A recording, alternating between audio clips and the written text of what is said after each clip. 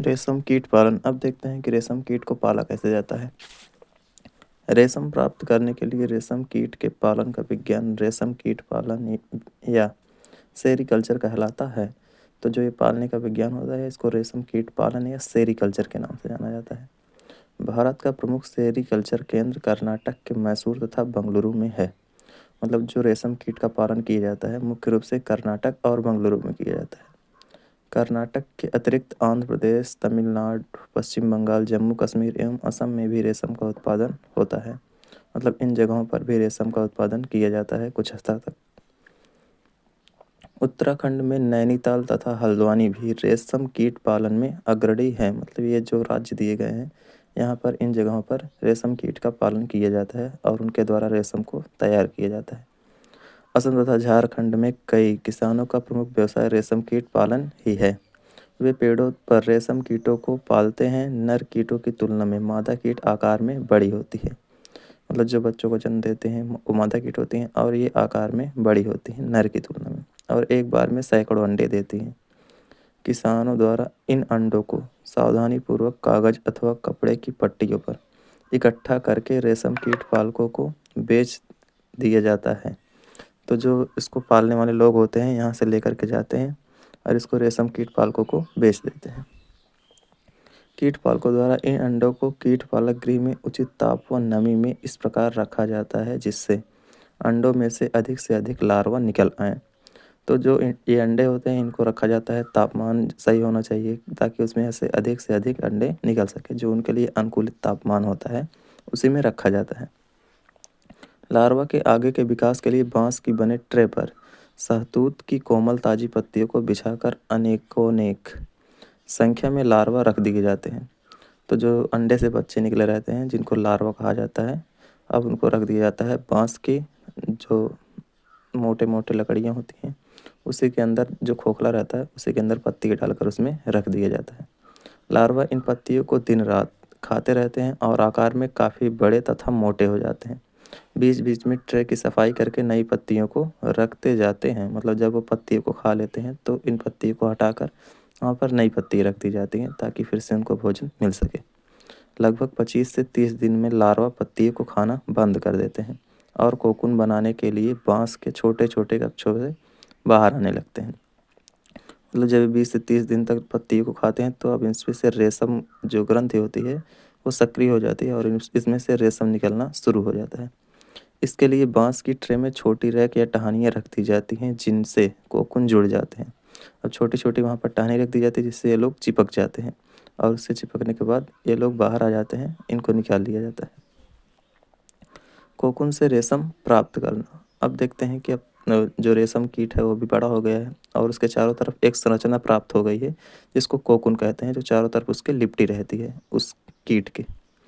पूर्ण कोकून बन जाने पर उन्हें इकट्ठा किया जाता है। रेशम प्राप्त करने के लिए प्यूपा से वयस्क कीट बनने से पूर्व ही कोकून को एकत्रित करके उन्हें उबलते पानी में 95 डिग्री सेल्सियस से 97 डिग्री सेल्सियस तक लगभग 10 से 15 मिनट के लिए डाल दिया जाता है। अब जो कोकून प्राप्त हुआ है अगर उसको वो लोग काट के बाहर आ जाएंगे तो रेशम की गुणवत्ता खराब किस्म की होगी, इसलिए उनको पहले ही प्राप्त कर लिया जाता है और प्राप्त करने के बाद उनको उबलते पानी में डाल दिया जाता है ताकि उनके चारों ओर की संरचना जो कोकून होती है वो निकल जाए और उससे कीट अलग हो जाएं। इससे कोकून के चारों ओर लिपटे रेशों के बीच का चिपचिपा पदार्थ घुल जाता है तथा रेशम के रेशे पृथक हो जाते हैं, मतलब अलग हो जाते हैं। तो रेशम यहाँ पर अलग हो जाता है पानी की वजह से, जो उबलता रहता है उसी वजह से वो निकल जाता है और रेशम को उसमें से इकट्ठा कर लिया जाता है। इस प्रकार प्राप्त रेशे अधिक लंबे तथा उच्च कोटि के होते हैं। ध्यान देने की बात यह है कि यदि प्यूपा से वयस्क कीट बन जाता है तो वह कोकून के रेशों को काटते हुए बाहर निकल आता है, वही जो चीज़ कह रहे थे। तो अगर वो कोकून को काट कर बाहर आ जाएंगे तो रेशे जो होते हैं छोटे छोटे हो जाते हैं और उनकी गुणवत्ता खराब होती है। ऐसे कोकून से प्राप्त रेशे की गुणवत्ता निम्न स्तर की होती है, मतलब वो खराब होते हैं। रेशम के रूप में उपयोग के लिए कोकून में से रेशे निकालने की प्रक्रिया रेशम की रीलिंग कहलाती है। तो जो कोकून होता है उसको उबलते हुए पानी में डाला जाता है जिससे कि रेशम अलग हो जाता है और वो कीट अलग हो जाते हैं। तो यही प्रक्रिया जो होती है इसको रीलिंग कहा जाता है। इस प्रक्रिया में लगभग 4 से 8 कोकून के रेशों को एक साथ मिलाकर रेशम का धागा बनाया जाता है। तो इसमें जो प्राप्त होते हैं कोकून, उनको इकट्ठा कर लिया जाता है और 4 से 8 को एक में ही मिला करके धागा बनाना शुरू कर दिया जाता है। रीलिंग विशेष मशीनों द्वारा की जाती है। रेशम के धागों की सुंदर रंगों में रंगाई की जाती है, क्योंकि सभी को एक ही रंग के कपड़े पसंद नहीं होते, तो अलग अलग रंगों में इनको रंग दिया जाता है। बुनकरों द्वारा रेशम के इन्हीं रंग बिरंगे धागों से रेशमी वस्त्र बुने जाते हैं। अब जो धागे बनाए गए थे उन धागों को दे दिया जाता है बुनकर को, मतलब जो कपड़े बुनते हैं। अब तो मशीनों के द्वारा भी बनाया जाता है, तो बुनकर जो होते हैं इन्हीं की सहायता से ही रेशम के कपड़े तैयार करते हैं। रेशम कीट के विभिन्न किस्मों से अलग अलग प्रकार के रेशमी धागे प्राप्त किए जाते हैं। ये धागे चिकनाहट, चमक, मजबूती आदि से भिन्न होते हैं। मतलब सभी जो होते हैं कुछ अच्छी क्वालिटी के होते हैं, जिनमें चमक ज़्यादा रहती है, उनकी गुणवत्ता भी ज़्यादा होती है, वो मजबूत भी होते हैं। सबसे प्रचलित शहतूत के रेशम कीट से प्राप्त किया जाता है। इनके अतिरिक्त ओक, अरंडी आदि पेड़ों की पत्तियों पर भी पाए जाने वाले विभिन्न रेशम कीटों से टसर रेशम, मूंगा रेशम, कोसा रेशम, एरी रेशम आदि प्राप्त किए जाते हैं।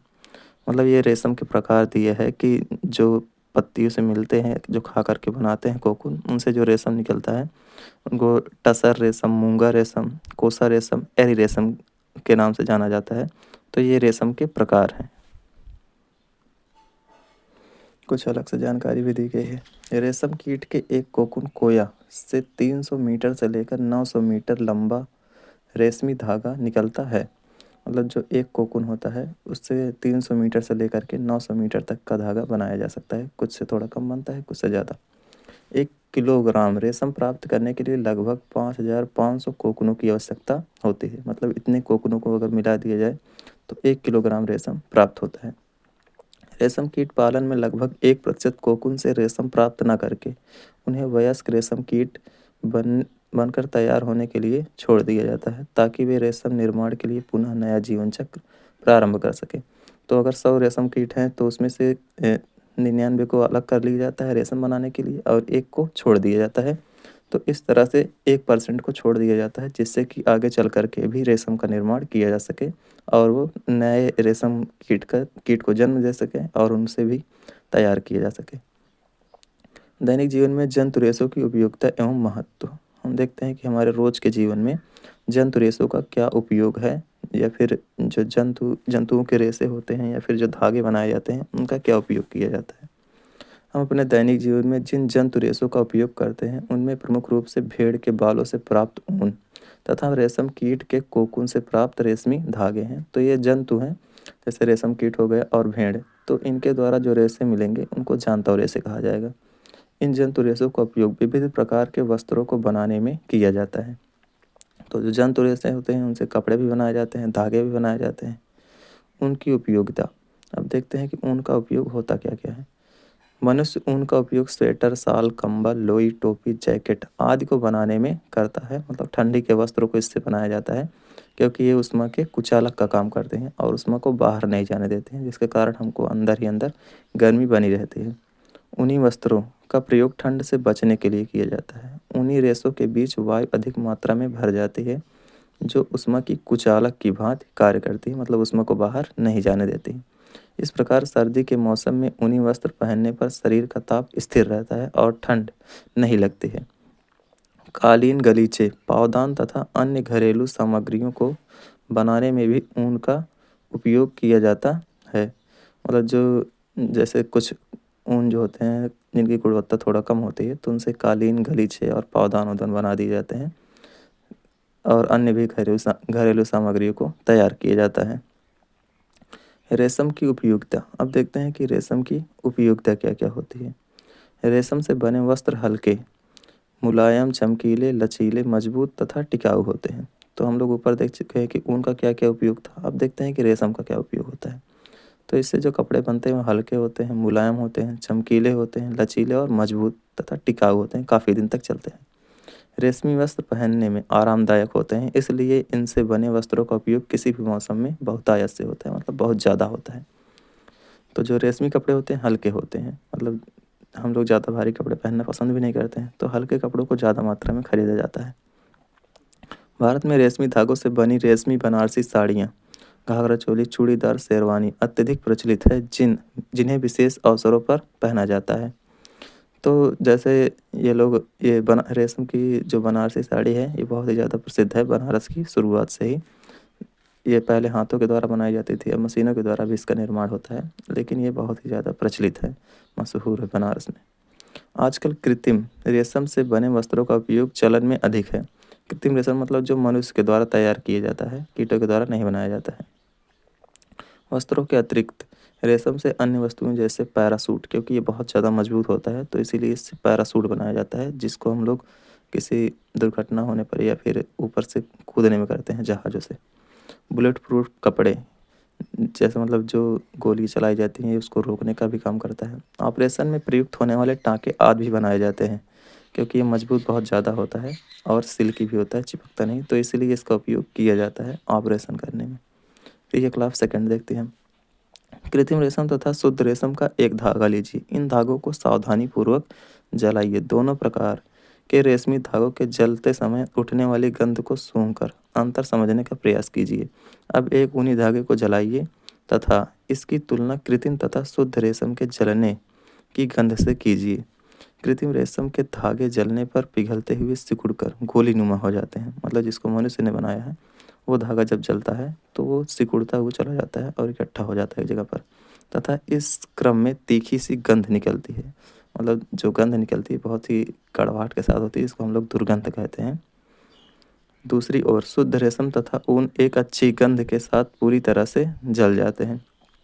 अब जो प्राकृतिक चीज़ है वो तो अच्छी गंध देगी ही, और जो मनुष्य के द्वारा बनाया गया उसमें बहुत से केमिकल का यूज किया जाता है, इसलिए वो जो जब जलता है तो उससे गंध आने लगती है।